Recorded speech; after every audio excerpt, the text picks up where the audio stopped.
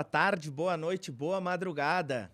Fazendo a saudação do meu grande parceiro Voltaire Santos, que, como vocês estão vendo, não está entre a gente hoje, teve um compromisso de última hora inadiável e me abandonou aqui, mas não tem problema nenhum, que hoje eu estou numa ilustre companhia aqui.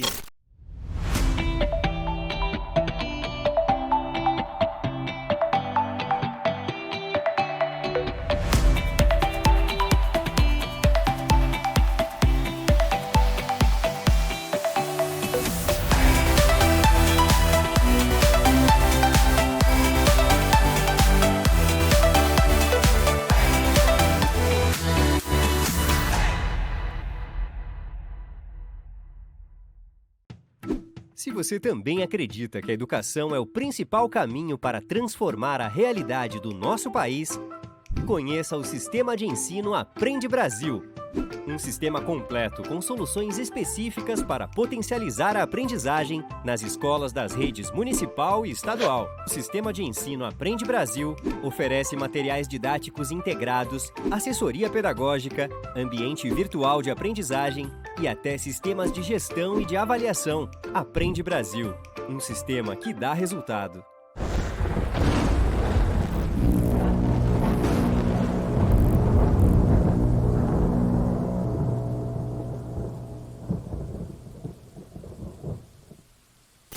Mas antes da gente começar, gostaria de pedir para vocês, sigam o nosso canal, podcast e eu com isso, no YouTube, no Instagram, sigam nossas redes sociais, sigam lá voltaire.santos e Marcelo_Damin, para vocês saberem as últimas novidades do podcast e eu com isso. Vem coisa nova por aí, hein? Já já tem a lojinha do podcast e eu com isso, onde vocês vão poder comprar produtos sobre política. Então, para a gente começar hoje, vamos falar dos patrocinadores mais para frente. A gente tem aqui uma figura ilustre da Serra Gaúcha. Estamos falando aqui com Guilherme Pazin, 2 vezes prefeito de Bento Gonçalves. Tem uma história bem interessante que eu vou perguntar depois para ele mais para frente, que perdeu a eleição para vereador e depois pensou, perdi para vereador, vou para prefeito, que é mais difícil, quero um desafio mais forte. Guilherme Pazin, seja bem-vindo. Prazer estar aqui no podcast Eu Com Isso. Tudo bom, Marcelo? Muito bom dia, muito boa tarde ou boa noite. É importante falar com todos vocês. É um prazer gigantesco estar aqui falando contigo, falando nesse programa que já virou uma tradição da política gaúcha, muito embora seja muito jovem ainda. Esse veículo de comunicação, esse meio de comunicação, e eu tenho certeza que a gente vai poder conversar bastante aqui durante todo esse programa. Vamos lá. Mas antes de tudo, Opa. como um bom visitante que sou e da capital brasileira do vinho que venho, lá de Bento Gonçalves, eu preciso te dar um presente, né? Um presente. Gostamos de presente. Um mimo que para mim é extremamente importante, porque foi algo desenvolvido com um parceiro lá do município, para a gente presentear aqueles que a gente mais gosta e marcar nosso pé, nossa posição. Então, quero te presentear com um vinho, aí. um Petit Verdot, uma brincadeira que a gente faz, mas de muito bom gosto. Petit Verdot. Fala para nós desse vinho aqui, Pazin. É uma casta francesa que vem ganhando muitos adeptos aqui no Brasil, uma uva jovem, né? Uma produção jovem. E ela é vinificada pela vinícola Cainelli, do meu grande amigo Cainelli Júnior, hoje coordenador geral, presidente da FENAVINHO 2022.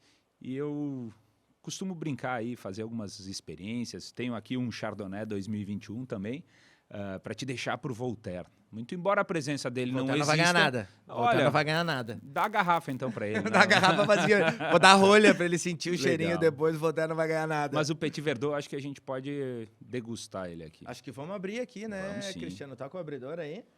Vamos abrir aqui, tomar um... Deixa que eu abro aqui, só me alcança o abridor aí que eu dou um golinho. E o Petit Verdot, ele é um vinho macio, ele é uma casta macia, bem leve. O Armando ele vai poder discorrer sobre a variedade de forma mais técnica, conhecedor como ele é, mas eu tenho certeza que todos vão gostar. E mais do que tudo, né? Entre livro e vinho, a gente fica com uma dúvida qual é o melhor presente a dar para aquelas pessoas que a gente gosta. Eu prefiro vinho. Então tá, eu prefiro ler bebendo. Então. Eu prefiro vinho. Não, tu falasse no Armando, né? O Armando, ele te entristece, né? O Armando, tu conversar com ele sobre vinho, esses tempos eu presenteei ele com vinho de uma vinícola argentina. Agora não estou me lembrando o nome. Eu sei que eu comprei uma promoção e o vinho era alguma coisa do tipo de 800 por 600 reais. Pô, fez um baita negócio. E eu pesquisei na internet antes, olhei tudo, uma cacetada de coisa. E aí quando eu mandei o vinho para ele, mandei entregar o vinho lá na DPM, ele me mandou agradecendo e me mandou um texto contando toda a história da vinícola, porque era um brasileiro que foi produzir o vinho. Eu falei, não, tá brincando, eu nunca ouvi falar do vinho. O Armando não dá pra brincar com ele. Ele sabe muito e ele já tá num nível de degustação e conhecimento que ele é um nível super avançado, né, Marcelo? Eu nem vou falar aqui dos vinhos que o ele vinho, bebe tal aqui. qual o charuto, ele é um produto evolutivo. Sim. E tu precisa se dar o direito de passar por todas essas fases da evolução. Sim. Tu tem que começar ele no básico, tu tem que conhecer a evolução dele, tu tem que curtir o momento do vinho, sem querer atalhar muito o processo, porque quanto mais tu vai degustando, quanto mais tu vai fumando o teu charuto também, o teu paladar ele vai exigindo um pouco a mais. Então, tu tem que curtir essas fases. Ele, por óbvio, curtiu bastante dessas fases, ele está num processo bem bacana e que... Bom, ele é professor na arte. Aqui. Vamos servir aqui. Vamos. Um golinho pra gente brindar. Que beleza, hein? Voltaire vai... Vai. O Voltaire vai ter um AVC, porque o Voltaire, olha... tu tinha que ter trazido mais umas 5 garrafas pro Voltaire. Vinho não falta. Então, salut. Saúde.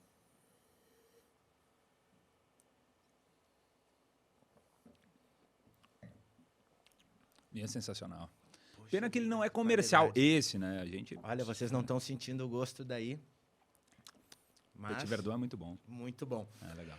Então vamos falar Bora de trabalhar. Guilherme Pazin. Vamos começar falando aqui sobre um assunto que é sério, mas não é política. Para quem não sabe, Guilherme Pazin é faixa preta em jiu-jitsu. Isso aí. Eu quero começar por esse assunto, porque eu também sou um amante das Sério? artes marciais. Não cheguei na faixa preta, parei na azul. Tem que voltar. Mas eu pratiquei muitos anos. Eu nunca dei... Vamos dizer que quando eu parei, eu era um faixa roxa.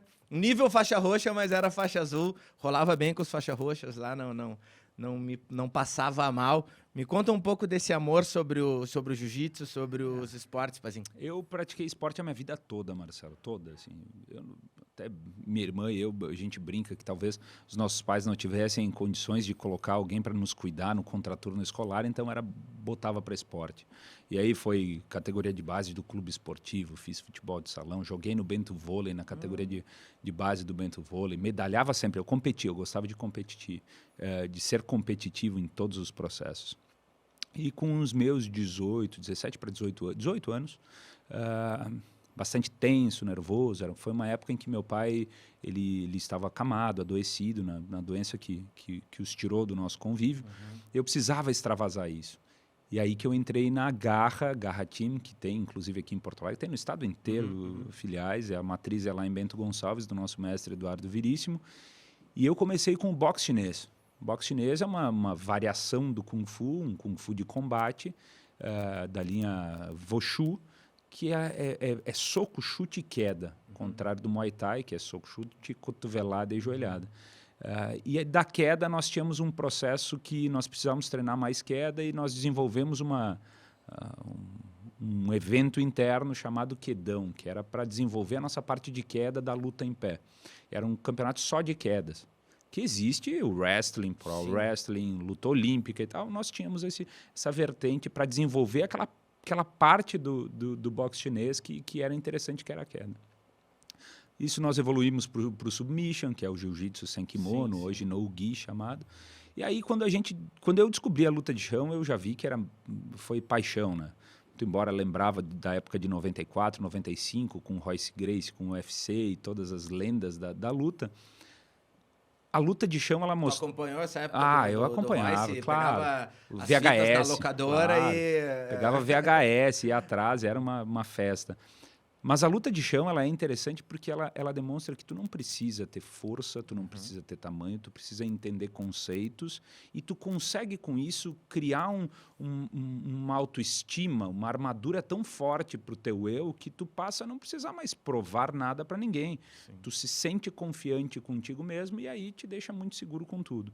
E aí evolui para o jiu-jitsu, fiz a minha faixa branca, competi muito, Campeonato Gaúcho, Sul Brasileiro, fui medalhista do Brasileiro, inclusive, medalhista gaúcho, e pratiquei por 14 anos ininterruptos de combate. Viciou bonito. Total. Minha vida foi cabeça. isso por muito tempo. Era faculdade, trabalho e jiu-jitsu. Jiu-jitsu, faculdade e trabalho. Essa orelhinha aqui, minha mãe não fez ela.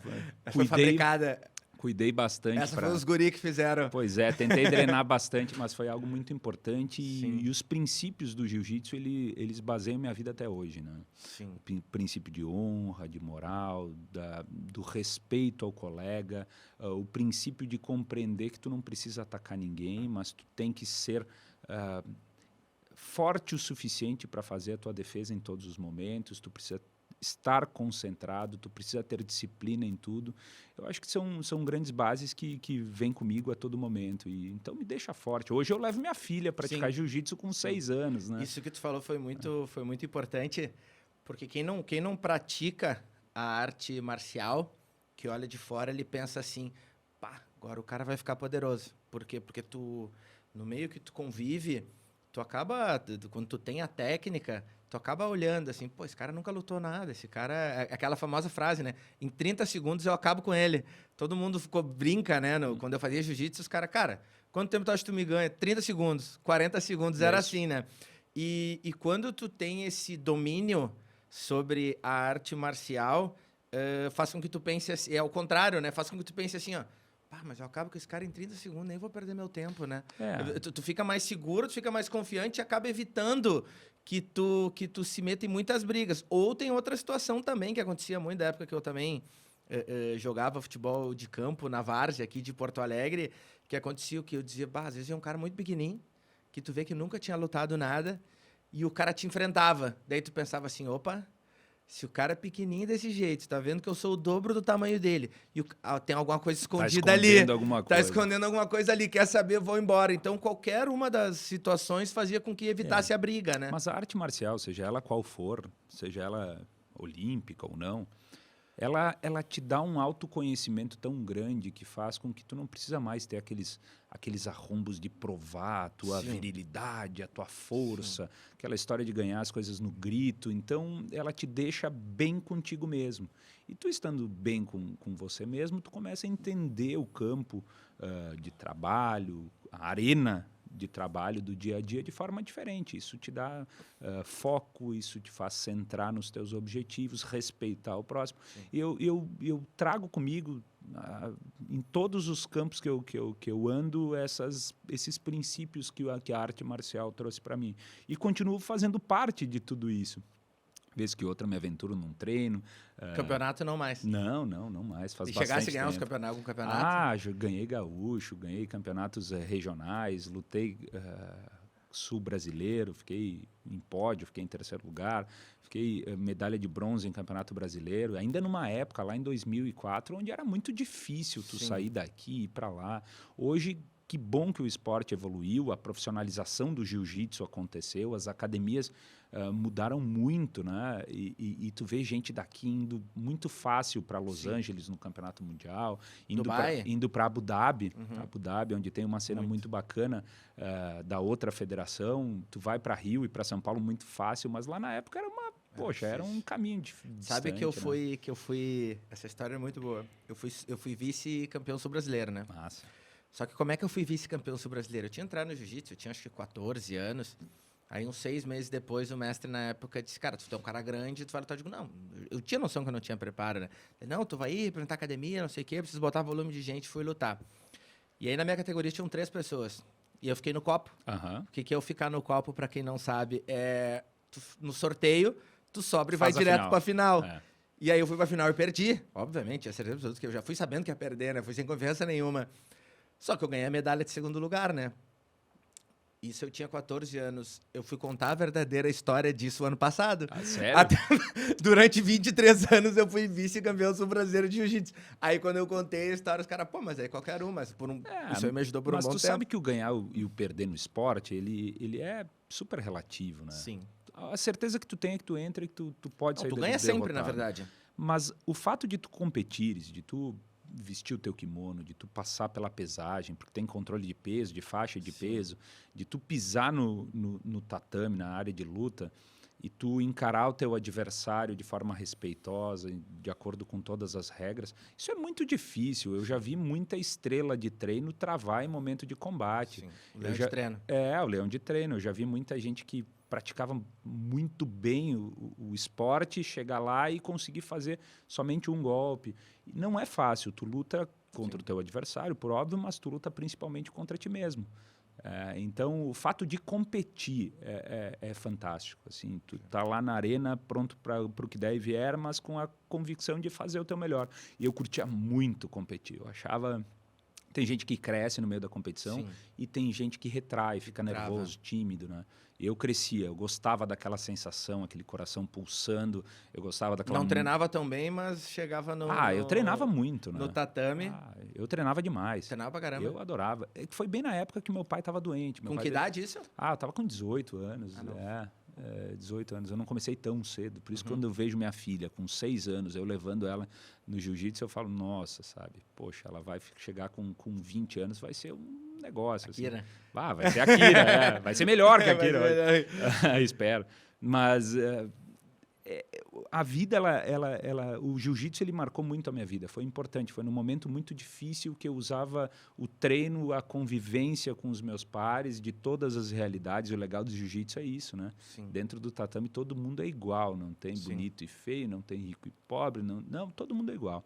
Eu usava para extravasar, então eu me dedicava demais, eu vivia muito aquele momento, eu fazia 2, 3 treinos seguidos, entrava, sei lá, 18h30 na academia, eu saía às 11 horas da noite, sabe, quando não tinha faculdade. Época boa essa aí, né? Pô, sensacional, cara. Eu treinava à tarde. À tarde? Eu fazia o jiu-jitsu das 2 às 3, aí fazia boxe das 13h30 às 4h30, e das 5h30 às 7 eu jogava futsal no Grêmio. Pô, sensacional. Era, apesar de ser colorado, né? Eu fazia, era todos os dias.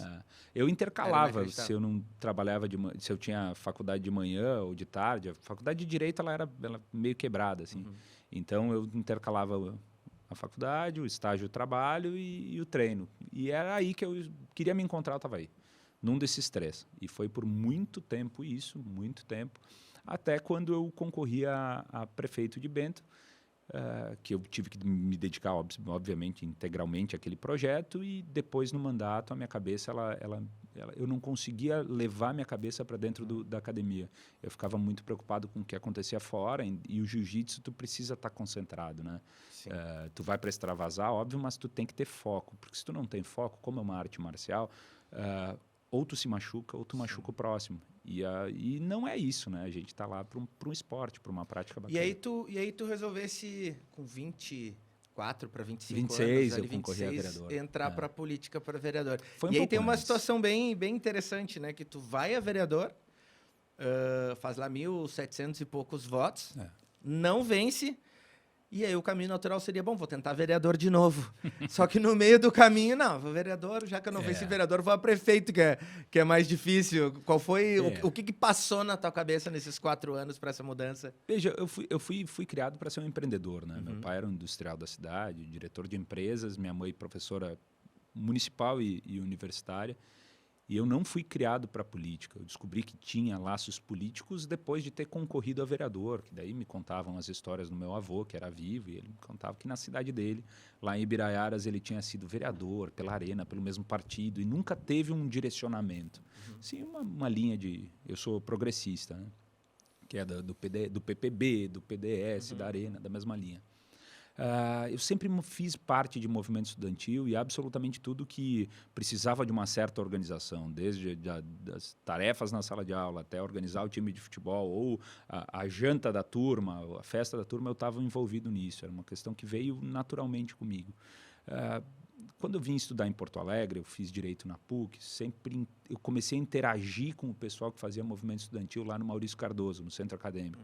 Não cheguei a fazer parte, foi bem no momento da doença do meu pai. Foi o momento que eu decidi voltar para Bento, transferi para a Universidade de Caxias do Sul para ficar mais próximo da família, para a UX naquele momento. E lá aflorou. Lá aflorou porque eu comecei a fazer parte muito forte do movimento estudantil, fui presidente do DRE, nosso Diretório Regional de Estudantes, do Darwin, que ele, na época, nós tínhamos 5.400 alunos dentro do nosso campo, era bastante interessante, bastante representativo. Aí não parei mais, concluí a minha faculdade de Direito, estava alinhado e atrelado, filiado à Juventude Progressista Gaúcha. Isso com quantos anos? 20? Eu já estava com 18, 19 anos, já estava afiliado na Juventude Progressista Gaúcha pela influência que eu tive aqui na Faculdade de Direito da PUC. Sim. Conheci pessoas interessantes, voltei para casa, nós tínhamos referências dentro do nosso convívio de lideranças políticas. Eu quero aqui citar o ex-prefeito, ex-deputado, saudoso Darcy Pós, era uma grande referência para mim e para a cidade de Bento Gonçalves. Me filiei ao partido político, comecei a interagir na juventude, passei a estagiar ainda durante a faculdade de Direito na sede do Partido Progressista. Em 2008, concorri a vereador, já formado em Direito, emendei um curso superior em Gestão Pública, o curso de Administração Pública, para me preparar para concorrer. Concorri a vereador, fiz 1.733 votos, foi a 8ª maior votação naquele pleito do município e mesmo assim, em razão da legenda partidária, do coeficiente eleitoral, acabei não somando votos para ter a minha cadeira.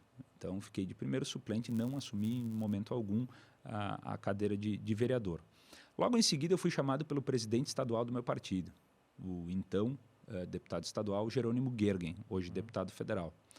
E ele perguntou o que eu queria fazer da vida. Ele falou, pô, tu tão jovem, concorrer a vereador, passo certo é tocar minha vida. E foi o que eu disse para ele, olha, sou formado em Direito, sou formado em Gestão Pública, em Administração Pública, eu vou tocar minha vida, não nasci político, não quero ficar. Sim. Mas ainda com aquele sentimento de, poxa, podia Deu na por trave. muito pouco, foi muito pouco. E aí ele falou, cara, se tu sair da vida pública agora, tu não volta mais.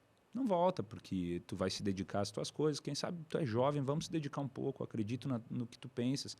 E aí foi um trabalho, eu assumi uma diretoria, uma assessoria técnica na Secretaria Estadual de Ciência e Tecnologia. À época o secretário era o engenheiro Arthur Lorentz. Depois foi trocado Arthur Lorentz e assumiu o então vereador de Pelotas, Eduardo Macluf, como secretário de Ciência e Tecnologia do Estado. Ele me convidou para ser chefe de gabinete dele. Aí a gente fez uma construção bacana, diversas entregas no final do governo Ieda, em que consegui compreender, então, o tamanho do Poder Executivo Estadual e como o Poder Executivo Estadual, bem trabalhado, consegue contribuir para a vida em sociedade. Trabalhei na bancada do PP na Assembleia e quando o Jerônimo foi eleito deputado federal, apoiei ele logo depois disso. Trabalhei com ele, né, na assessoria dele, que me abriu bastante os olhos. Fui presidente municipal do Progressistas de Bento Gonçalves, justamente para tentar sanar aquilo que tinha acontecido comigo. Eu não consegui legenda por falta de 2 inscritos para candidato de vereador. A soma deles, se desse 54 votos, eu teria a 3ª cadeira, que era minha. Eu falei, não, vamos ter que fazer um trabalho de base, mapeei o município, separei por zonais, por bairros, cada bairro tinha que ter um representante. Foi um trabalho muito bonito de articulação. Durante 4 anos, praticamente, a montagem de uma campanha de 2012 para prefeito. Na verdade, eu ia ser vereador. Tu fez um desenho para ser vereador. Sim. E aí tu pensou, pá, acho que o desenho ficou melhor do que eu esperava. Não, Vamos a prefeito, que acho que não foi mapeei assim. bem aqui. Não, a história não é tão bonita assim. Não é tão bonita. Eu fiz um desenho justamente para que outras pessoas não passassem por aquilo que eu passei. Porque foi uma falha partidária, né? Se tu tem, na época, se não me engano, eram 17 vagas a inscrever, o partido inscreveu 15. A falta de 54 votos que poderiam ser somados em 2 candidatos, e seria muito mais do que isso, tirou a minha cadeira. Eu falei, não pode acontecer isso. Então, como presidente, eu resolvi olhar muito forte para o mapa do município, criar e fomentar candidaturas, pré-candidatos a vereador. Chegando lá no momento da convenção para a escolha da nossa chapa majoritária e dos nossos candidatos a vereador, o nosso líder maior não pôde concorrer em razão, e justificou de forma muito acertada, questão de saúde física dele, que não conseguia mais ser candidato. Uma lástima, e inclusive durante a minha campanha ele convaleceu desse mesmo problema que ele justificava. O segundo lugar aí era um vereador mais votado do nosso partido naquele pleito de 2008 para ser o nosso candidato a prefeito. Ele falou, não abrirei mão da minha reeleição a vereador. Fomos no terceiro, que tinha sido um vice-prefeito nosso no passado. Ele falou, não, e contra esse governo que está buscando a reeleição é muito difícil e tal. Eu era o quarto colocado. Que era o governo do PT. Era o governo do PT. E eles falaram, olha, já que tu é o presidente, então concorre. E naqueles meus 29 anos, né, aquele impulso que a gente vive, né, talvez um impensado momento, eu falei, eu concorro. E aí o pessoal me olhou, tu concorre? Sim, eu concorro. E aí tudo mudou na minha vida, né? Eu tinha uma campanha bem organizada para ir a vereador, um partido super motivado para essa candidatura, mas não era o candidato que se buscava, eu aceitei o desafio. O partido buscou uma coligação com outro partido da cidade, o MDB na época, que me indicou um vice bastante experiente. Eu não conhecia muito, admirava, mas de forma superficial. E aí fomos numa eleição de 5 candidatos contra um governo que estava buscando a sua reeleição, naquele chamado alinhamento das estrelas, né, que tinha a Dilma como presidente, eu acho que o Tarso Genro governador, e era o prefeito do PT em Bento Gonçalves. E nos sagramos vencedores naquela eleição por uma diferença de 383 votos para o segundo colocado, que era o governo do PT, fazendo cerca de 29 mil votos, e foi um êxtase, foi algo muito bacana. Sim, porque pela história que tu contou, tu entrou como franco-atirador, né? Tu largou o passarinho na mão e foi atrás de 2 voando. E 383 votos, eu estava dando uma lida na biografia, dando mais uma passada na biografia lá. Quando eu olhei, eu falei 383 votos. Isso aí dá 0,56% dos eleitores, e deve ter sido um choque na cidade, porque foi para vereador, não venceu, depois foi para prefeito. O que tu acha que fez com que tu ganhasse a eleição? Foi a rejeição do PT? Ou foi o trabalho que tu já vinha fazendo ali, que o galera, pessoal, vamos postar numa figura nova aqui, numa figura mais jovem, que é o que tem sido uma tendência na política hoje, apostar em pessoas mais jovens? Uma boa pergunta, Marcelo, mas eu não consigo entender como algo tão simples assim. Eu acho que foi um pouco mais complexo, uma série de fatores. O PT lá em Bento Gonçalves, ele passava por um problema muito delicado, né? Muitos escândalos, muitos problemas administrativos que eles iam segurando, mas iam vazando para quem era do meio político. Existia também uma condição de não entender Bento Gonçalves na situação que estava vivendo. Bento Gonçalves é uma cidade rica, pujante, de trabalho, e nós estávamos passando por momentos de frustração, escândalos que aconteciam, desvio de recursos que se falava, ainda a boca pequena, mas então tinha todo um processo. Agora, nós caminhamos muito, nós andamos muito, nós nos envolvemos muito naquela campanha, quando digo nós, porque é uma chapa, né? Prefeito e vice e toda a estrutura partidária. E a gente conseguiu demonstrar, com uma visão de futuro, uma quebra de gerações. Antes fazia-se aquela política mais empírica, aquela da família, aquela de sempre foi feito assim, do sorriso mais bonito, e nós conseguimos entender a voz da rua e materializar numa candidatura que é o seguinte, olha, nós vamos apresentar alguém que se preparou para estar aí, sabe? Tem uma formação acadêmica, buscou uma formação específica em administração pública para conseguir fazer a entrega mais correta daquilo que se propunha. E fui eleito, então, o prefeito mais jovem da cidade de Bento Gonçalves, que, querendo ou não, a gente precisa levar em consideração, ainda é uma cidade muito conservadora. Muito conservadora. Muito. A época era algo muito maior. Mas teve uma soma de fatores. Eu era o afilhado político do Darcy Posa, eu era de um partido muito bem estruturado, buscava esse apelo da juventude de querer entender o futuro, desenhar esse futuro e apresentar para a nossa comunidade esse futuro, esse passo mais certo, né? A gente não pode mais aceitar, e na época eu falava muito disso, a gente não pode entrar numa campanha eleitoral, eleger o nosso representante e sequer saber aonde esse representante quer nos levar como sociedade. Então, eu apresentei muito disso, tenho formação em planejamento estratégico, então falava muito sobre isso também. Foi uma quebra de paradigma e foi interessantíssimo. O problema foi o dia seguinte da minha posse. Esse foi real, começou uma tortura. Por quê? porque nós passamos a ter a informação, porque nós não tivemos, até saúdo a lei do deputado Sérgio Turra agora, que foi aprovada pela Assembleia, dos requisitos para o momento de transição administrativa. Não existe, ela fala, a legislação ela sopra sobre isso, mas ela não regula, não regulamenta absolutamente nada. E nós não tivemos um processo de transição adequado. A gente teve que ir para a imprensa, fazer cobranças pela imprensa local, para que dados fossem fornecidos para todos nós, o que não faz sentido, né? Muito embora sejamos de grupos políticos diferentes. Bem diferentes. Bem diferentes, óbvio. Sim. Mas, independente de partido, nós somos de grupos políticos diferentes, mas o que nos une é o desejo de fazer uma cidade melhor, Sim. uma sociedade melhor. Então, não tenho por que esconder dado, coisa assim que acontece muito fortemente, principalmente nas cidades de interior. E aí a gente começou a deparar, nossa estrutura começou a se deparar com um rombo gigantesco. Eram cerca de 64 milhões a descoberto, então dívidas vencidas, não financiamentos, dívidas vencidas, uma série de cobranças sem respaldo, sem autorização, e a gente chegou a decretar uma moratória de 6 meses para que a gente pudesse realmente autorizar o pagamento daquilo que realmente tivesse sido entregue para a nossa comunidade.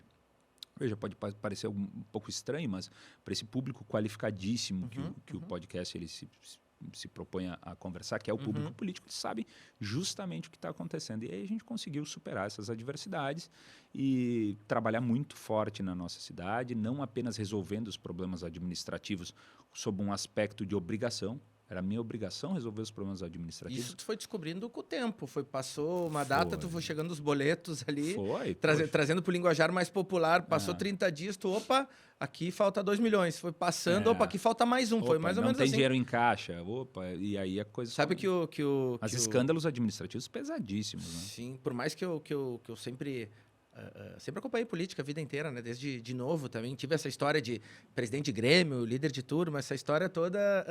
Eu tive envolvimento na faculdade, fiz PUC, também não cheguei a me formar. Descobri que ia ser pai, faltando 2 semestres, tranquei, não voltei mais. Mas sempre fiz parte. E tem coisas que tu descobre quando tu tá dentro, né? Então, o nosso público aqui, quem nos ouve, talvez tem coisas que eles não saibam. Que são coisas que eu fiquei sabendo. Esse tempo eu estava falando com o assessor de um prefeito, uma cidade aqui próxima, e ele falou o seguinte, ele falou, cara, deixa a gente se organizar, que pro ano que vem a gente consegue estruturar isso. Eu digo, tá, mas por que esse ano não? Aí ele disse, não, cara, esse ano não, porque é o seguinte, porque o prefeito da gestão anterior que perdeu, depois que ele descobriu que perdeu, ele provisionou para o próximo ano o orçamento aqui a menos, bagunçou lá, jogou aqui, não ajustou aqui, e o cara que recebe a prefeitura num primeiro ano de mandato recebe a prefeitura totalmente bagunçada. É difícil Não deveria ser. Né? Não deveria, óbvio que não. E principalmente quando é de um partido para outro. Ainda mais sai um partido, sai o PT, entra o PP. Entendeu? E aí tu vai assumir... O cara, em vez de deixar... Eu falei para ele, tá, mas por que o cara vai te fazer isso? Ele não fez ao contrário. Ele deixou tudo muito redondo para daqui 4 anos, quando ele se candidatasse de novo, ele dizer assim, olha aí, o Pazinho não fez nada. Porque eu deixei... Não, ele deixa bagunçado para tu fazer, ele deixa pronto para tu fazer ali, Existe uma legislação vigente que ela se preocupou lá no passado em fazer com que a descontinuidade ela não existisse. Sim. Então, além do orçamento anual, tu tens o plano plurianual, que é uma visão de 4 anos que inicia, então, no segundo ano da tua gestão, e ele absorve, ele abarca até o primeiro ano da gestão seguinte. E ela foi feita, essa legislação, esse olhar que é aprovado em Câmara de Vereadores, é um requisito obrigatório da administração pública municipal, estadual, para justamente não ter descontinuidade. Agora, a lei ela é fria, né? O quente é o dia a dia, e nem todos têm essa percepção. Muitos por falta de formação, outros por falta de princípios e valores, mas nem todos têm essa visão de continuidade, de entender que, perdi a eleição é um capítulo de um livro, né? O livro é a história da tua cidade ou a tua própria vida política, então vamos fazer direitinho. Mas a gente pegou muita coisa naquele início de gestão, a gente teve que fazer, inclusive, que não me orgulho de forma alguma isso, aquela moratória, né, para entender, porque a responsabilização na gestão ela não é pura e simplesmente por aqueles que realizam os problemas, mas também tu tem o que não deve ser feito, mas também por aquele que paga aquilo que não foi executado.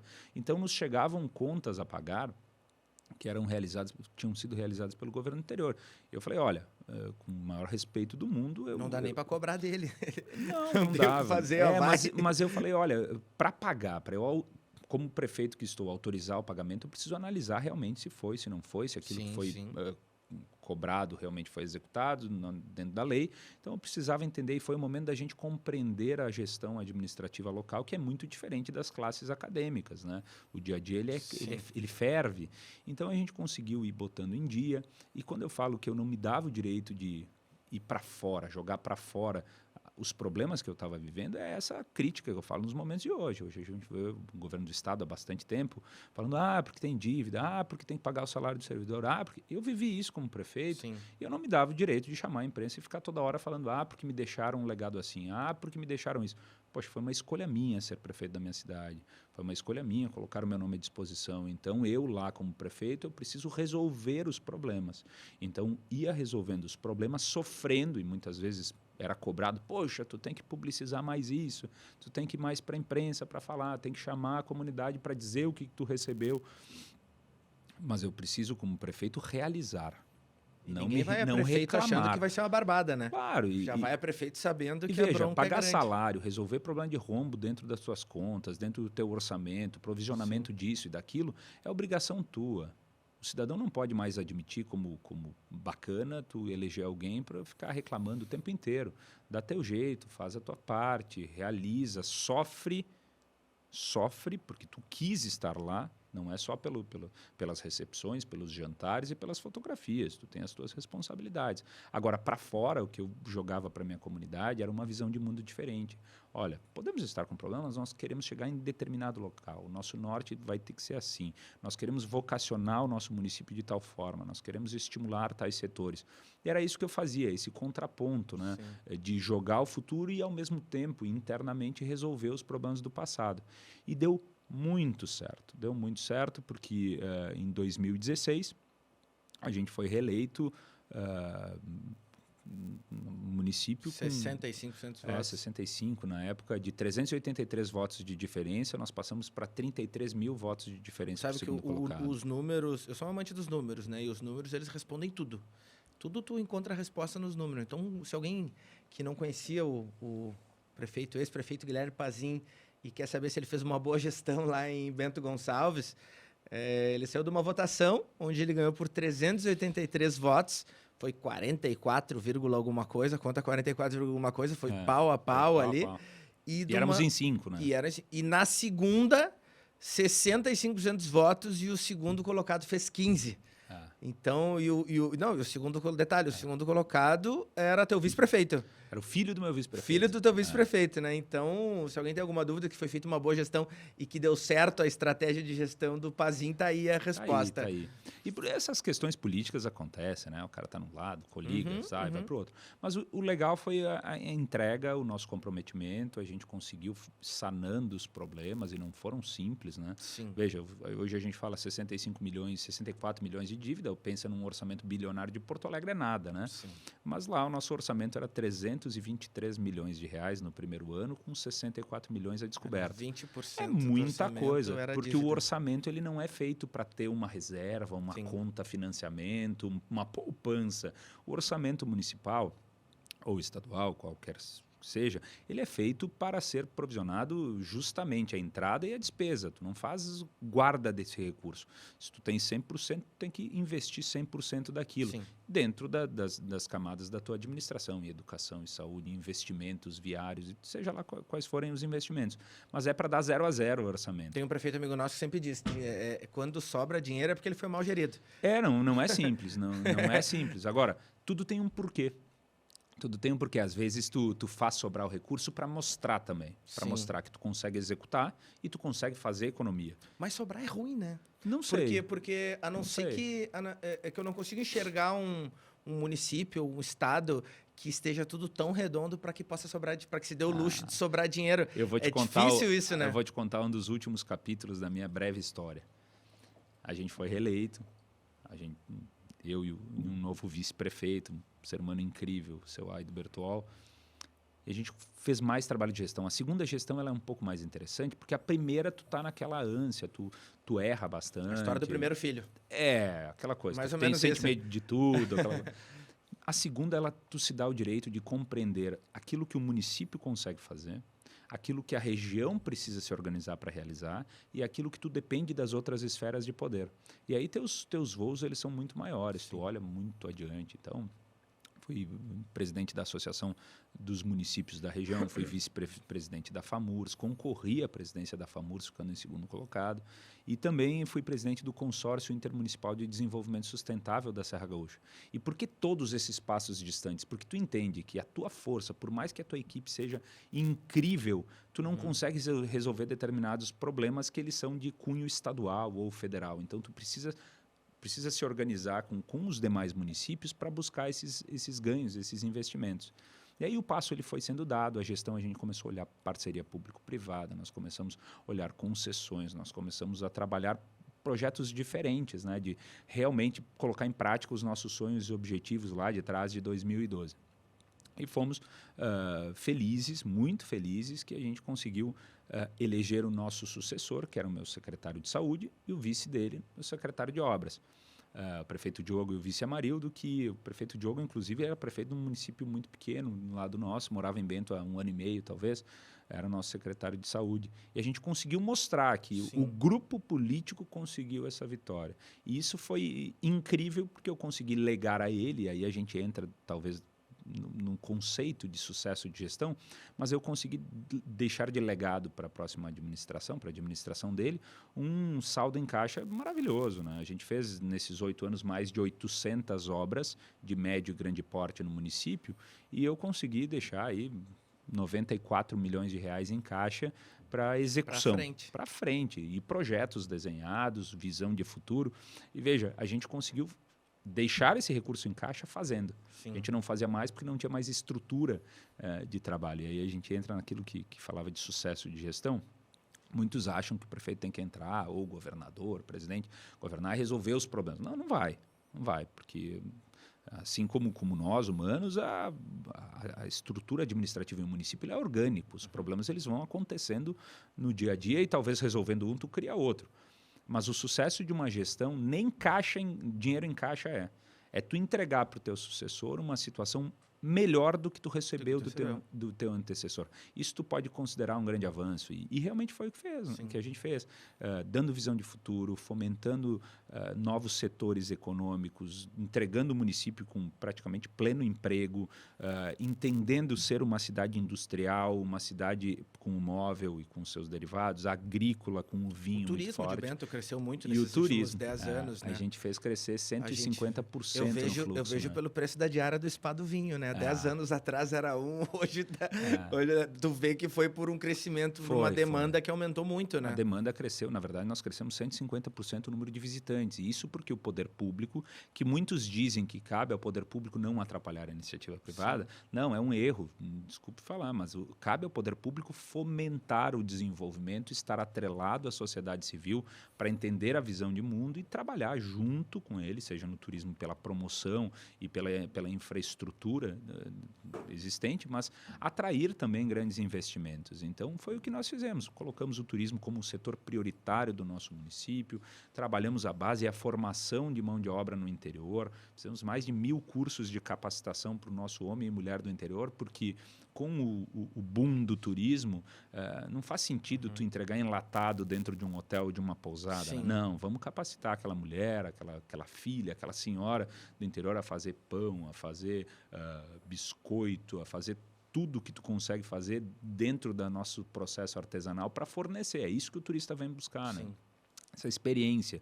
E mão de obra também, capacitamos demais o nosso pessoal, atraindo bons profissionais e transformando, migrando nossa matriz empreendedora em Bento Gonçalves com estímulo. E hoje, poxa, Bento não é uma cidade, não é a maior cidade do interior, também não é a menor cidade, é uma cidade média, com uma área de interior muito pequena, mas que possui o maior número de agroindústrias do estado do Rio Grande do Sul. E não é proporcional, é o maior número nominal, real de agroindústrias. Por quê? Porque a nossa visão era transformar cada porão de casa, cada pequena propriedade, que diferente das grandes lavouras, lá nós temos a característica das pequenas propriedades, mas cada uma delas em um CNPJ, em uma área de transformação do teu produto local e agregação de valor. E isso fez fomentar a cidade a ponto de nós sermos reconhecidos, tanto na cidade como no interior, mas sermos reconhecidos como a capital do empreendedorismo, com um CNPJ a cada 6,7 habitantes. Isso é sensacional. E aí tu vê uma cidade que prospera, uma cidade que empreende, uma cidade que emprega, uma cidade que atrai mão de obra também de todos os cantos do estado e do país. Mas o charme de Bento são os vinhos, né? Ah, sensacional. As vinícolas Sensacional. é impressionante, né? Às vezes que eu me hospedei ali no Spa do Vinho, fui algumas vezes já. Foi bem, hein? Eu gosto de me... Passa bem, eu gosto de me presentear às vezes com um pouco de glamour, vamos dizer assim. Faz bem. E tu tem ali, e às vezes o pessoal olha, né? O Spa do Vinho, obviamente, não é um hotel... para o poder aquisitivo da população hoje barato, mas é um hotel que entrega aquilo que ele cobra, isso sem dúvida nenhuma, né? É o que tu falou agora, uma experiência diferenciada tu te hospedar lá no Spa do Vinho. Mas para quem acha que é caro, pelo contrário, é muito barato. Tu vai lá na Miolo, aí tu desce um pouquinho lá, tu vai na Cave de Pedra, se eu não me engano, daí depois tu tem aquela outra avenida que eu gosto muito, que tem um passeio maravilhoso, que é a... Um pouco eu lembro o nome. Que mas tem vai vários, andando por meio da avenida. É maravilhoso. Então, Tem a e Casa esses... Valduga, tem a Valduga, Cave do Sol, tem a Alma Única, tem muitas, né? E esses passeios, esse turismo interno ali nas vinícolas, ele é barato. Tu compra um ticketzinho ali, para quem não sabe, tu vai lá, tu compra um ticketzinho, sei lá, acho que custa R$30. Depende da vinícola. R$40, é barato. E tu tem degustação de vinho, tu tem uma passeios, coisa que é maravilhoso. que nós entendemos com as gerações que nos antecederam, que nós buscamos replicar na nossa gestão para os nossos empreendedores, que o sucesso, grande parte dele é dos empreendedores, sem sombra de dúvidas. O poder público tem que fomentar, auxiliar, estar próximo, reduzir os impactos e estimular a crescer. Mas o segredo de tudo, e que eu vejo o grande sucesso lá do turismo de Bento, não é o turismo de espetáculo, de entretenimento. Isso tem quem faça e faça muito bem, que é o Polo de Gramado, Canela. Eles são sensacionais. Nosso turismo é outro, é rural, é o enoturismo, turismo de experiência rural. Não é aquele público, não, é outro público. Ele se encaixa como alternativa, ele soma ao público do turismo de entretenimento. Mas o nosso grande segredo, é aquilo que a gente preza muito, não é o quanto a gente cobra, mas o que a gente entrega. Talvez caro mesmo seja pagar barato e não receber nada em troca, e sair frustrado, e sair com aquela sensação de, poxa, eu podia ser melhor tratado, com mais educação, comer uma comida mais gostosa e tal. Talvez isso seja pagar caro. O valor, ele é relativo, eu sei que ele é importante, né? Mas todo turismo tem o seu público. Mas se tu pagar um valor X e receber por isso, assim, tu sai com a sensação de que tu queres voltar. E mesmo aquele que não possui condição, ele não vem esse ano, mas no próximo ele vai lá. Até por isso que eu comentei dos valores, porque se tem uma mística que vai para Bento, porque como se glamourizou bastante Bento de uns anos para cá, se tem que nem tu falasse agora, Spa do Vinho, ficou bem, entendeu? Mas tu tem... mas ficou bem mesmo. Ficou bem, né? Tu tem mas diversos tem outras hotéis, tu tem diversos passeios, pousadas, tu pode passar o dia, tem diversas coisas que tu vai fazer lá, que tu vai gastar gasolina para ir voltar e o que tu tomar de vinho em alguma vinícola lá. E o vinho também não é caro. Quer dizer, vamos lá, a gente entra num outro tom, que daí sai da pauta municipal, entra para uma pauta maior, que se não fosse o Estado, e quando eu falo Estado, é Estado e União. O município não tributa. Mas é Estado e União. Se a gente tira o Estado e a União, a gente vira competitivo, né? Hoje eu afirmo aqui que o Estado ele é alcoólatra. Ele é alcoólatra porque 56% do que tu pagas numa garrafa de vinho é tributo.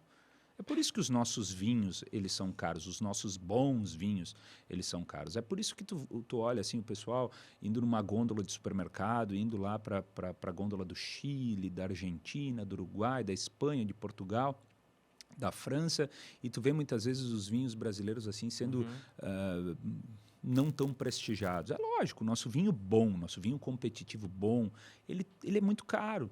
Poxa, 56% desse custo aí, ele é tributo. Então, o Estado tem que parar com isso. É uma garrafa para ti, uma para o Estado. Pois é, só que o seguinte, a minha eu compartilho com os amigos, o Estado toma sozinho. Claro, então eu brinco que o Estado é alcoólatra justamente para manchetear isso e alardar o pessoal. Poxa, eu acho que a gente tem que compreender diferente. Não tem como tu ser competitivo num negócio se o Estado ele te torna não competitivo. Veja, dentro de todos os países produtores de vinho do mundo, todos os países produtores de vinho, somente o Brasil considera o vinho como bebida alcoólica. Nos demais países é alimento ou complemento alimentar. E se nós atribuirmos isso, e que eu luto arduamente para que isso aconteça, mas se nós atribuirmos isso, a gente derruba a carga tributária em cima desse produto. Ah, não, vinho, com todo respeito aos outros setores, mas vinho não é indústria, vinho é cooperação. A gente está falando de milhares e milhares de famílias que ainda produzem a uva de forma artesanal, não existe uma produção industrial da uva, e as nossas vinícolas, por maiores que elas sejam, algumas delas, elas são ainda pequenas comparado com o mercado internacional. Então, a gente deveria tratar isso de forma diferente. Mas é uma pauta que poucos se interessam e que eu gosto muito porque eu vejo o sofrimento do homem e da mulher do interior que com muita idade continuam subindo pirambeira, subindo morro para colher e tratar seus parreirais. Não, e tem assunto, né? A gente até conversando com o Armando e com o Voltaire, a gente está desenhando um projeto novo aí que talvez venha em breve. A gente está só buscando parceiros aí que apoiem o projeto. Mas talvez aí mês que vem, no máximo no outro, a gente está lançando alguma coisa também sobre... Já tem até nome. Está lançando alguma coisa sobre vinhos também. Criar um produto igual o podcast Eu Com Isso, com esse mesmo formato, aqui no Estúdio ProHub, com essa mesma beleza, também voltado para a área de vinhos, né? Precisa. Vamos ver como é que vai ser a aceitação das vinícolas. As vinícolas quiserem nos apoiar, já podem entrar em contato aí pelo Instagram. Vou te passar uma lista aí. Passa aí, vamos lá para Bento, vamos para do vinho lá e vamos se reunir com os caras lá. Faço questão. E aí, vamos voltar a falar de Guilherme Pazin. E aí o Pazin terminou o mandato dele como prefeito.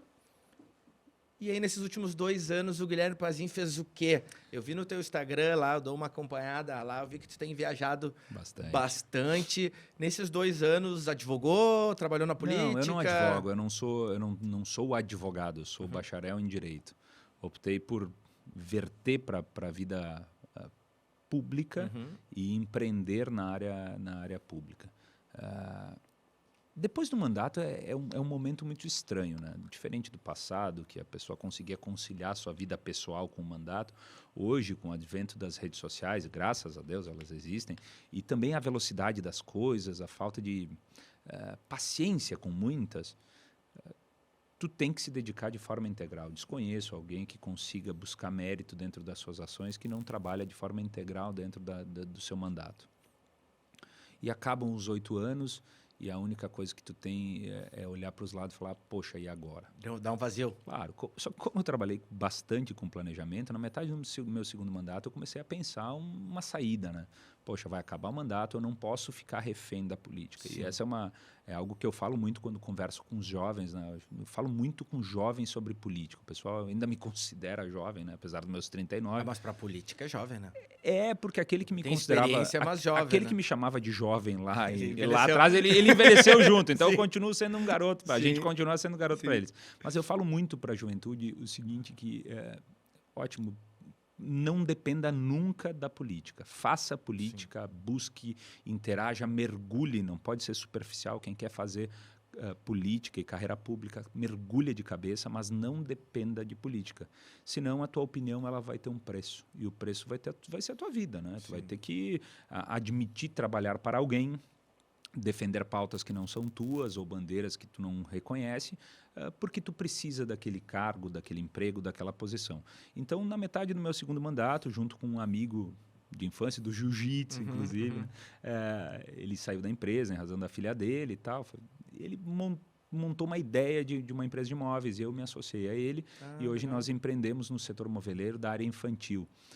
Camas infantis. ludicamobilia.com.br, @ludicamobilia. Olha, botar o Instagram aqui embaixo, sigam lá. É legal. Lúdica Mobília. Lúdica com K. Com K. lúdica.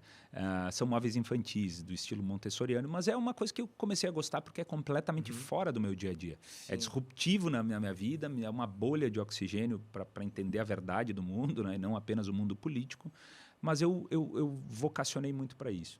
Logo depois do encerramento do meu mandato, eu recebi alguns chamados, inclusive aqui de Porto Alegre, para integrar governo, para assumir isso, assumir aquilo. Mas os rumos políticos, eles vão se diferenciando. No início é uma coisa e vai mudando, tu vai compreendendo os rumos das coisas e tu vai entendendo que o teu caminho é um pouco diferente do que o caminho que está sendo proposto. Tu vai começando a mensurar se tu terias espaço para impor ou colocar as tuas ideias em prática e fazer da tua ação o momento com visão de mundo que tu precisa, ou que tu ia simplesmente seguir uma rotina, uma lógica e tal. Como faço parte de um partido, e meu partido lançou um pré-candidato há bastante tempo, diferente da visão do governo do Estado, eu resolvi ficar na minha, fazer o meu trabalho com liberdade de pensamento e independência de ação. E, a partir disso, recebi alguns convites, alguns chamados dos municípios da região, de líderes, prefeitos, vices, vereadores, diretórios municipais da região, para colocar meu nome à disposição numa pré-candidatura a deputado estadual. E, sem compreender muito ainda a grandeza e o tamanho de toda essa pré-candidatura, eu passei a andar, visitar cidades, conversar com lideranças, aceitar convites para falar para alguns públicos diferentes, inclusive do meio político, fazer algumas palestras e realmente fui me animando com tudo isso. E a estrada, ela é interessante. A estrada é um imã para quem gosta de gente, né? Ela vai te puxando, tu vai indo, vai te puxando, vai indo. E isso vai te energizando. Mas é cansativo, né? Eu gosto. É um cansativo gostoso. É mas gostoso. Não dá para dizer que não é cansativo. É cansativo porque realmente quem tem responsabilidade cuida do que fala, pensa no que fala e quer sempre realmente agregar alguma coisa a quem escuta. E isso vai cansando, porque tu não é um falar por falar, despejar palavras e dar discursos, aquelas coisas de antigamente. Não, é conversar e tocar a vida das pessoas. E isso vai cansando. E as distâncias, óbvio, ainda mais com essa matriz viária que a gente tem, que é um terror no estado do Rio Grande do Sul. Eu acho essa situação de... eu sou pré-candidato. Eu acho que é uma bobagem do tamanho do mundo, né? É a hipocrisia da lei, tem né? que ser assim. É a hipocrisia da lei. Mas o cara dizer, não, eu sou pré-candidato... Qual a diferença fez? Eu preciso que tu vote em mim porque eu sou pré-candidato. Não, ok. Mas tu fala que pré-candidato te abona. É uma bobagem, né? Do tamanho do mundo. É uma hipocrisia da lei. Tu pode dizer, eu serei candidato quando abrirem as inscrições, quando puder fazer campanha, eu sou candidato a fazer campanha. Até lá eu acho isso... Mas é a lei, né? E a lei, ela torna frágil aquele que quer entrar nesse meio, né? Aqueles que estão no mandato, eles fazem campanha absolutamente todo dia. Sim. E eu não estou dizendo que é errado. Agora, quem quer entrar nesse meio e sem as facilidades que o mandato traz, né? Lógico, uma facilidade que eu digo é disposição, é de estar dando entrevista numa rádio, numa TV, num programa de podcast, que é muito mais democrático. Né? Tu tá aparecendo.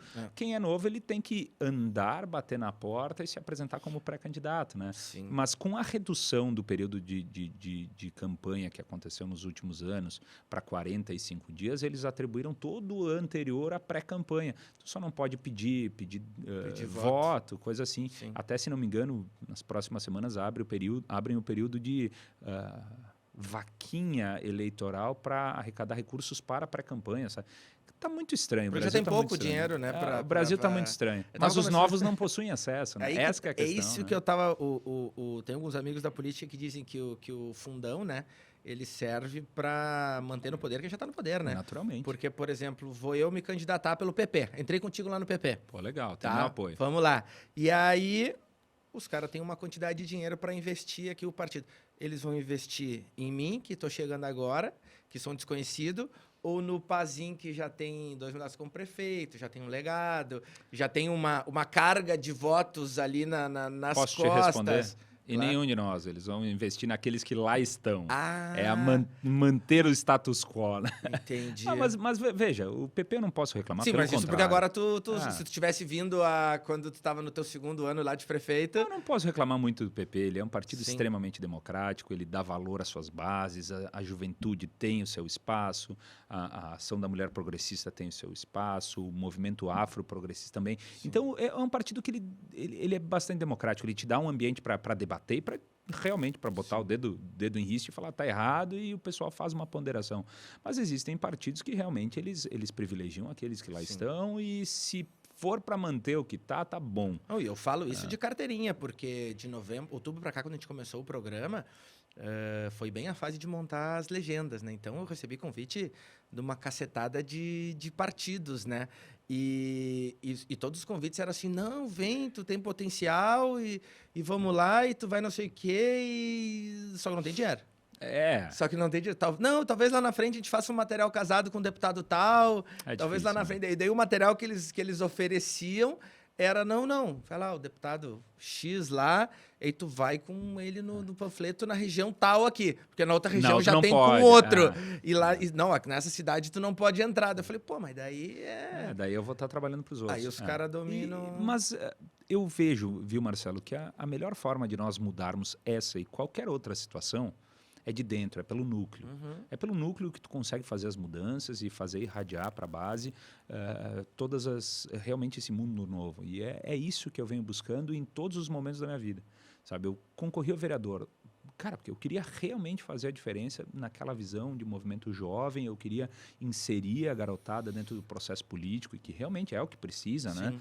Porque o adulto, eu me vejo hoje agora pai de 2 crianças e tal, a gente pensa muito mais no momento, né? A gente pensa muito mais no momento. Lá na juventude, eu pensava muito mais o futuro, muito mais o futuro. Então, o que a gente precisa é fazer a mescla e o balanço de tudo isso. É o jovem, o experiente, a mulher, o homem, o idoso. Todo mundo, negro, branco, todo mundo. É uma arena que ela é plural e ela precisa ser representada por todos. Mas sempre participando.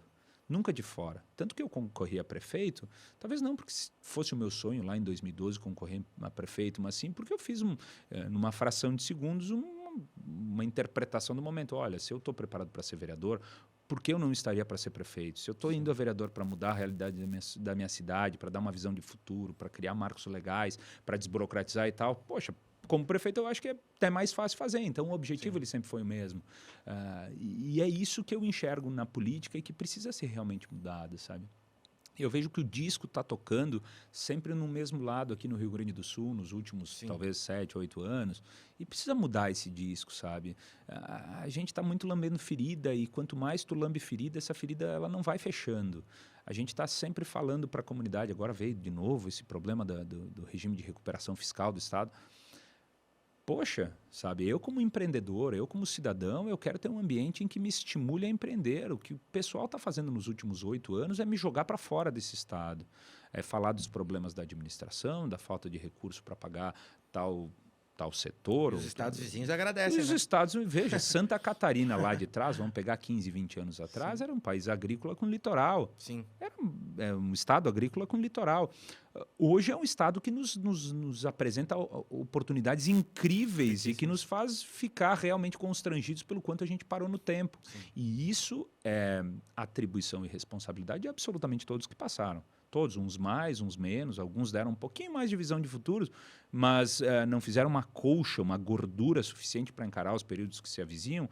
Outros falaram muito mais para governar sobre o próprio governo e não governar para fora, para a comunidade, que é o que se importa. Sim. Outros davam discursos muito mais modernos e tecnológicos e, ao mesmo tempo, tem uma estrutura enraizada, velha, empoeirada dentro do governo do Estado que a gente precisa pedir favor para empreender no Estado.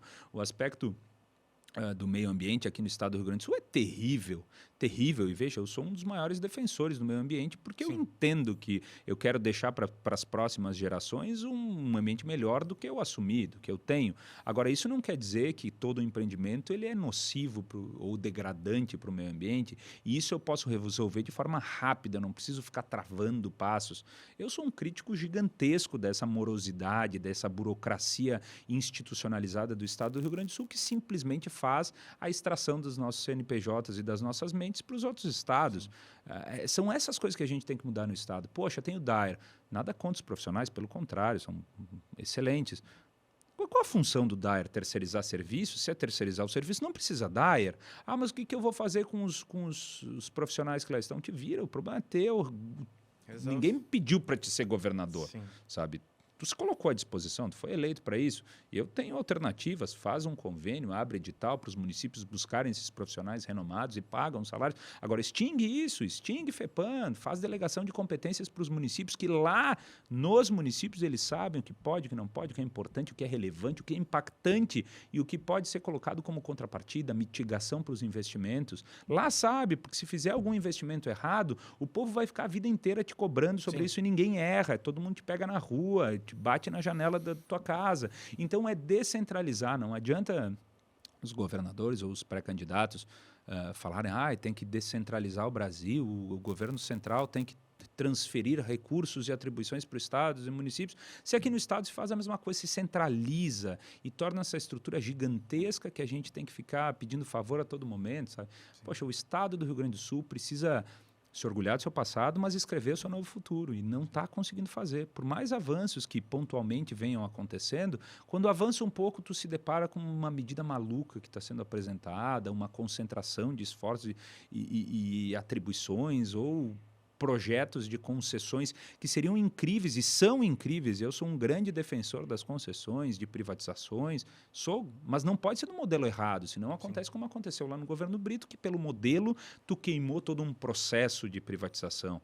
Falo de pedágios, por exemplo. Isso que estão tentando fazer agora no interior é necessário? Claro que é, porque a gente precisa ganhar competitividade com segurança viária, com duplicações, com acessos, porque a nossa estrutura é do medievo ainda aqui no interior do estado. Mas não a qualquer preço. Porque se tu tornar o processo caro demais, a população ela vai se revoltar com o modelo não, com a figura que é a concessão, que é a privatização, e aí tu queima modelo. Daí tu vê governadores populistas, como aconteceram no passado, que vão lá e fazem ato entre Farroupilha e Caxias do Sul, quebrando a cancela do pedágio e dizendo que iam rasgar, sei lá, o que vai acontecer aí para frente, mas com toda certeza vai dar um processo de indenização muito grande. Então, o que a gente não pode é queimar modelos. A gente precisa conversar para apresentar os melhores modelos, senão a gente vai criando ranço na sociedade. Isso demonstra o quanto os governos estão afastados da população. Quantos governos estão encastelados e decidindo dentro de muros sem sequer ouvir o choro, o grito. Encastelados é a palavra. Porque bicho, tem que botar pé no barro, sabe? Eu sei que não é fácil, eu sei que a estrada é cansativa, eu sei agora, se tu não gosta disso, deixa para quem quer, sabe? Então eu vejo muito disso na política e precisa-se entender que é lá na base que a gente vai entender a melhor verdade. E a melhor verdade ela não é única, ela é composta por várias visões de mundo que tu fosses eleito para unir elas e não para impor a tua. Essa é a função do prefeito, na minha visão, por óbvio, respeitando quem pensa diferente. Sim. Mas a visão do prefeito, do governador, ela é muito mais ser um maestro que vai orquestrando essas visões de mundo, entendendo a verdade de um, compondo com a verdade do outro, juntando isso numa grande melodia, do que num super-homem, do cheio de virtude, aquele que é o melhor de todos. Não. O prefeito não pode ser isso, senão ele é o dono da casa. Sim. E não pode ter dono, né? Isso tem que ser um governo. Então, tu tem que ser um grande maestro das coisas. Tu falasse bastante em governo, o governador. Então, não pontuando, a gente indo pela lógica... foste candidato a vereador, não ganhou, ganhou a prefeito. Podemos entender que vai ir a estadual, não vai ganhar, e na próxima vem a governador, ou já ganha como estadual agora, tirar aquela zica lá do vereador lá que faltou 54 votos. Não, eu como pré-candidato estou bastante entusiasmado com o Tá empolgado? Estou apaixonado. Que bom. Sério, estou apaixonado. Muito embora sempre distante da família, né? Tu passa a priorizar os momentos que tu tá junto, mas eu tô apaixonado pela estrada, apaixonado com aquilo que eu venho conhecendo. E tu sabe que não para mais, né? Que bom. Tu sabe que faz aqueles meses de campanha e depois... E ainda na visão que eu tenho de mundo, ele não deve parar. Eu não acredito em cadeiras perpétuas. Eu acho que quem se perpetua no poder e respeito é uma visão de cada um, mas na minha compreensão, aqueles que se solidificam na sua posição, eles nada mais, nada menos que prejudicam o processo democrático, eles inibem o surgimento de novas lideranças. Então, na minha visão, eu não posso ficar parado. se eu não consigo fazer em 8 anos algo, e não é em 12 que eu vou realizar. Então, em 8 anos, no máximo, obviamente, máximo, em 8 anos eu tenho que andar ou para cima, ou para o lado, ou para o conforto da minha casa para ficar com a minha família. E é assim que eu entendo. Eu quero ser útil à comunidade até o ponto que eu compreenda que eu consigo ser útil. Se eu achar que eu não consigo mais ser inovador, se eu não conseguir mais ter visão moderna de mundo, se eu não conseguir contribuir com a sociedade, eu vou para minha casa, faço as minhas coisas, me dedico à minha empresa. Os móveis infantis, e ao menos eu consigo garantir um sono bacana para a garotada. E vamos falar então de... Antes da gente falar de família, que eu quero saber aqui sobre a Ana Beatriz, o Vicente e a Cíntia, que tem que estar junto contigo, porque senão também é barra. Principalmente a Cíntia, se ela não está com os 2 pequenos lá, eu sei que deve ser uma barra. E o gringo, ele tem muito essa história com a família, né? O gringo, geralmente, ele é mais apegado historicamente a isso. A gente vai falar dos nossos patrocinadores aqui, que é quem paga a conta do podcast. O vinho não, o vinho a gente ganhou, mas é quem paga a conta do podcast. Então, um dos nossos patrocinadores, a gente apoia muito, a gente falou do Spa do Vinho, que é um concorrente, mas se complementam, né? São outros públicos, outras datas, então a gente tem Termas Romanas, Resort Termas Romanas, do nosso amigo Roberto Argenta, da Jaque, que nos apoia aqui. Para quem não conhece Termas Romanas, ele fica em Restinga Seca, é o único hotel, já estiveste lá, Pazinho, o único hotel com águas termais salgadas do país. Lá na Quarta Colônia, né? Lá na Quarta Colônia, é maravilhoso. Bem próximo, ou junto ao complexo da Faculdade Antônio Meneghetti. Exato, né? do lado. Tanto maestro, sensacional. Estou ansioso para conhecer. Vai lá. E vou te contar aqui em primeira mão. Beleza. Para os ouvintes do podcast Eu Com Isso, rola uma campanha, rola uma promoção, tem 10% de desconto. Então é só chegar. Chega lá, assim, diz que é ouvinte do podcast Eu Com Isso, na hora eles já debitam 10% da conta bacana. Lá. E é uma excelente experiência, tá? Vão lá. A gente tem também aqui Aprende Brasil, tá? Que inclusive na semana que vem a gente vai estar com eles aqui falando sobre o sistema de gestão da Aprende Brasil, que faz parte do Grupo Positivo. Vocês vão ver que é algo inteligentíssimo. Vocês vão ver no episódio da semana que vem, acompanhem aí. Vocês vão ver que as prefeituras que estão adotando o sistema Aprende Brasil têm subido pelo menos 0,5 ponto, 0,6, 0,7 na média dos seus alunos por escola. Que é um grande avanço, um sistema fantástico. Eles vão estar aqui contando todos os detalhes desse produto. Se eu não me engano, são mais de 200 prefeituras que eles estão atendendo hoje. Todas elas estão com uma média de nota super boa e subindo super bem, né? A gente tem também aqui o Andoc. O Andoc é a nossa grande parceira, um sistema de gestão para prefeituras. Você que é prefeito do interior do estado ou da capital também, que queres utilizar o Andoc, liga para lá, pede uma degustação para eles, utiliza durante uma semana, 10 dias, para vocês verem que sistema de gestão. Até tem o Pazinho foi prefeito, vai entender bem. Tem um amigo meu que trabalha com esse tipo de software, né, de gestão, e eu falei, cara, mas na época esse software estava desenvolvendo lá, era para uma empresa que administrava estradas, né? Uhum. E eu falei, cara, mas R$1,5 milhão de reais num software para uma prefeitura é muito dinheiro, ou para uma empresa de estradas é muito dinheiro. E ele disse, cara, a gente fechou o contrato com essa empresa em 1 ano, em britas, eles economizaram R$1,5 milhão, sabendo aonde as britas estavam indo, sabendo a divisão, não sobrando material. E eu falei, venceu, tá pago. Então, conheçam gestão, né? A Andoc. A gente tem Soma Companhia Imobiliária, nem melhor, nem pior, apenas diferente. Lema de cavalaria, médio e alto padrão, imóveis para investimento, moradia, áreas, terrenos, área para construir. Soma Companhia Imobiliária, fica bem em frente ao Vivo Open Mall, passando um pouquinho em Iguatemi. Entre em contato, siga o Instagram aqui embaixo, @Soma Companhia Imobiliária, e TG Harmonize, que é quem cuida dos nossos sorrisos. Pazinho, não sei se o Pazinho já tem dentista, já quis botar... casado com uma. Ah, tá casado com uma? Casado com uma. Casado com uma. Então, tu sabe bem que a nossa fachada, a nossa lataria... Principalmente para ainda mais nós, que não somos os mais bonitos, né, Pazinho?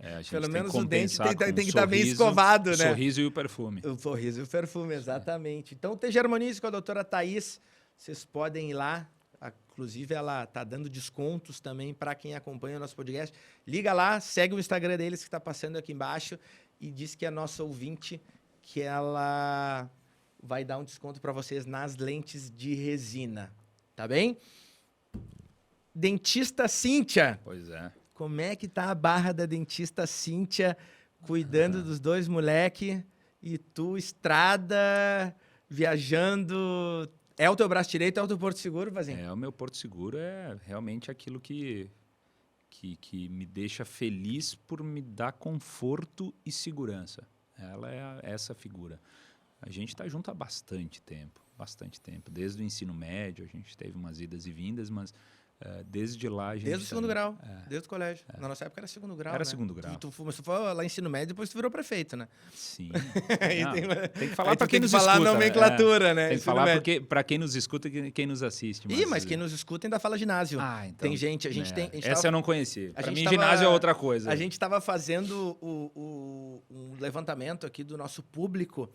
E o nosso público é engraçado, né? O YouTube, ele nos dá o levantamento desde os 16 anos, se eu não me engano, dos 18 anos, não lembro. É 16 ou 18 que o YouTube dá o levantamento? Acho que é 18, né? A partir dos 18. Ele dá os 18 aos 65 e 65 mais. Então, ele vai dos 18 aos 22, 23, daí dos 23 aos 30. E o nosso público dos 18 aos 65 mais, percentualmente, é quase que exatamente igual. Uau! É 13% aqui dos 18 aos 25, é 14% dos vai variando 25 um pouquinho, aos 35, é 11%. Então, ele varia ali de 11% a 14% e é exatamente igual o nosso Mas então é desde o penúltimo ano de ser formado. Aí tu pega ensino médio, segundo grau, ginásio, não sei. Vai ser por aí. Mas desde lá a gente tá junto, lógico, coisa de jovem, né? Um pouquinho. Teve uma separaçãozinha de 6 meses, 2 meses. Depois disso, a gente engrenou e noivou e a gente é feliz há muito tempo. Vai fazer agora em dezembro desse ano, dia 22 de dezembro, nós vamos completar 10 anos de casados. Com a Ana Beatriz, nossa filha mais velha de 6 anos, que ela nasceu em 2015, um pouquinho antes do meu final de primeiro mandato, e o Vicente, que nasceu bem no início da pandemia. Foi difícil aquele momento. Agora. Então tá uma figurinha. 2 aninhos, tá bombando. São colorados ou gremistas? Pode falar? Pode. Eu sou um colorado. Para os gremistas, eu digo que eu sou um colorado inteligente, porque eu casei com uma gremista. Primeiro, eu sou colorado também, mas colorado inteligente não tem como, né? Não, porque, olha, para os ser colorado. Mas para os gremistas triste. eu digo que eu sou um colorado inteligente porque eu casei com uma gremista. Então, todo mundo ficou, cara, que respostinha de política e tal. Mas, na verdade, os dois são colorados. Os dois. Os pequenos. Porque dentro de casa, assim, a mãe, ela influencia em certas coisas e o pai influencia em outras, né? E eu influencio na questão do futebol. É tanto sofrimento que eu tento dizer pra minha filha, ela é colorada de não levar em jogo e ela ficar sem falar comigo. Ela tinha 3, 4 anos, eu voltava do jogo, ela já estava no jogo. E ela, tu não me levou? Ela ficava 2 dias sem falar comigo, era assim. E eu tentei influenciar ela para não gostar de futebol, porque, cara, é sofrido. Coração, tem uns grupos de colorado que os caras falam ali, meu, dia de infartar hoje. Mas eu torço por esportivo e os dois, na verdade, os 4 lá em casa, eu, minha esposa e os 2 filhos, nós somos torcedores do Alve Azul do esportivo. E no Campeonato Gaúcho a gente vibra, torce, chora, desespera por isso. Mas a questão da influência do pai influenciar, assim, ao menos lá em casa, é que minha esposa não assiste futebol. Sim. Eu sou o único que assisto futebol, quando estou em casa, por óbvio. Mas então, o único que assiste futebol assiste o Inter. Então, é uma influência natural, não é nada forçado, sabe? Meu filho e minha filha vão ser o que eles quiserem, o que fizerem eles felizes. Eu falei pro meu ex-sogro na época, ele comprou, minha filha tinha recém-nascido e ele comprou uma roupa do Grêmio para ela. Falei, cara, não tem problema nenhum, ela ser gremista, vou amar como amo até hoje, não tem como. Só que quando ela quiser ir no jogo, tu vai levar. Tu quer influenciar, eu vou levar ela no jogo. Eu vou aos jogos, eu vou levar ela. Tu quer influenciar, tu leva. Ele chamava de gordo, né? Ele é gordo, quer saber? Deixa ela ser colorada também, tu é chato demais. Mas eu acho que isso é uma coisa assim, é meio que abusivo, né? Um externo querer influenciar o filho dos outros. Não, calma. Eu acho que tem coisas assim que quem orienta são os pais, é a casa, e que eles sejam felizes nas escolhas deles, né? Eu e minha esposa somos muito tranquilos quanto a isso. E assim te apoia muito a campanha? Olha, ela esteve comigo desde sempre, né? Desde que eu fui convidado a concorrer a Em nenhum vereador. momento ela chega e diz, não, quem sabe fica mais um pouco, Não, foca aqui. Pelo Ela contrário, diz, pelo contrário. A gente conversa muito sobre isso em casa, assim, sobre visão de mundo, de futuro.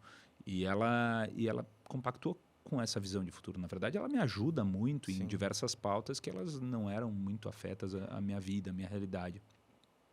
E ela sempre me apoiou nisso. E ela concorda, olha, enquanto tu tiver com o coração batendo forte, enquanto tu enxergar um futuro mais bonito e os caminhos para fazer com que isso aconteça, tu tem que se dedicar, porque é a função do cidadão, sabe? É muito melhor do que tu chegar lá no final da tua vida, convalescendo dos teus problemas da idade e falar, poxa, eu vivi num mundo diferente, eu podia ter feito tal coisa, podia ter feito minha parte. E ela está sempre junto comigo nisso. Óbvio, não vamos deixar, não vamos pintar um quadro mais bonito do que realmente ele é. A ausência, ela machuca, né? A ausência, ela atribui a ela uma responsabilidade muito grande com os nossos 2 filhos.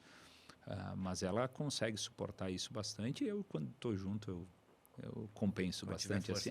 Dou muito abraço, muito beijo na garotada. Guilherme Pazin, essa figura carismática, nos trouxe vinho. A gente gosta de quem traz vinho aqui. Você que é prefeito, governador, pré-candidato a governador, pré-candidato a deputado estadual, que vai vir aqui, saiba que gostamos muito de vinho. Então, fomos presenteados aqui com esse vinho maravilhoso, com esse papo maravilhoso aqui. Falamos de família, esporte, turismo, política. Descobrimos um pouco mais... vinho. Tributo do vinho. Falamos que é bem importante. Já fiquei sabendo que a cada garrafa que eu tomo, uma é para mim, uma é pro Eduardo Leite. Então, obviamente, não culpa dele. Não, agora não mais, né, obviamente. Então, Guilherme Pazin, para os teus eleitores naquela câmera ali, manda um recado como pré-candidato e tuas considerações aí para o teu eleitor. Marcelo, quero te agradecer a toda a equipe, é uma equipe grande que faz isso acontecer, viu, pessoal?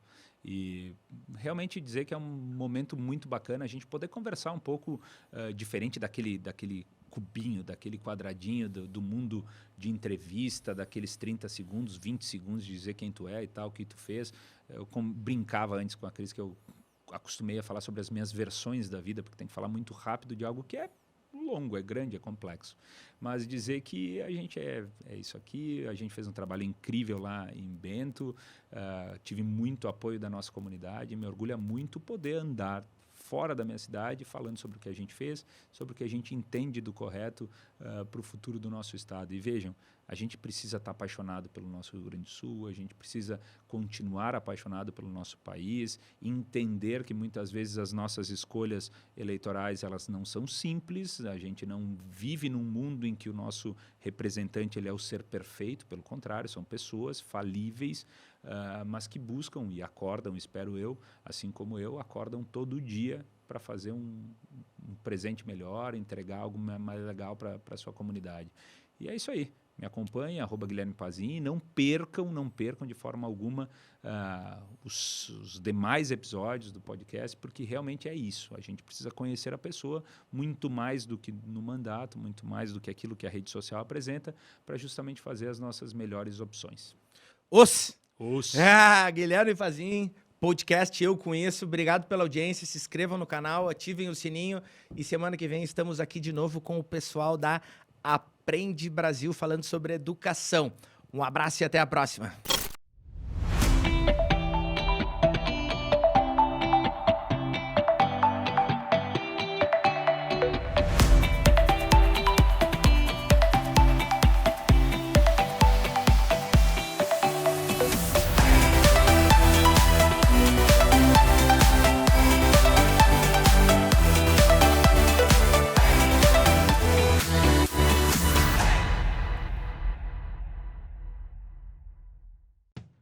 Se você também acredita que a educação é o principal caminho para transformar a realidade do nosso país, conheça o Sistema de Ensino Aprende Brasil.